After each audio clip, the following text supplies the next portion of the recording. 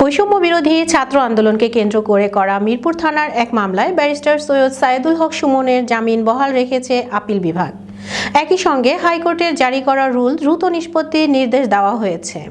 2024 সালের অক্টোবরে গ্রেফতার হওয়া সুমন পরে হাইকোর্ট থেকে জামিন পান, যা স্থগিত চেয়ে রাষ্ট্রপক্ষ আপিল করেছিল।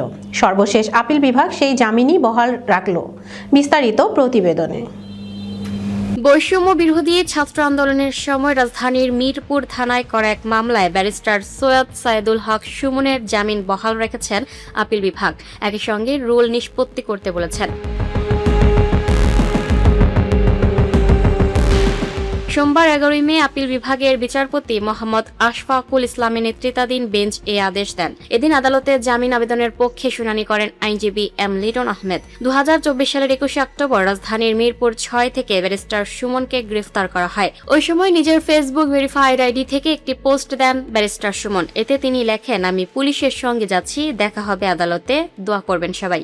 সাবেক স্বতন্ত্র এই সংসদ সদস্যের বিরুদ্ধে রাজধানীর বিভিন্ন থানা এবং হবিগঞ্জে বেশ কয়েকটি মামলা হয়। এর মধ্যে হাইকোর্টে মিরপুর থানার মামলা জামিন চেয়ে আবেদন করা হয়। পরে হাইকোর্ট তাকে জামিন দিয়ে রুল জারি করেন। এ জামিনাদেশ স্থগিত চেয়ে রাষ্ট্রপক্ষ আপিলে আবেদন করেন। Lucky Akter, up to date news, Dhaka. এই ছিল আপ টু ডেট নিউজের সর্বশেষ সংবাদ। পরবর্তী সংবাদ সবার আগে পেতে চোখ রাখুন আপ টু ডেট নিউজের ফেসবুক পেজ এবং ইউটিউব চ্যানেলে। ধন্যবাদ।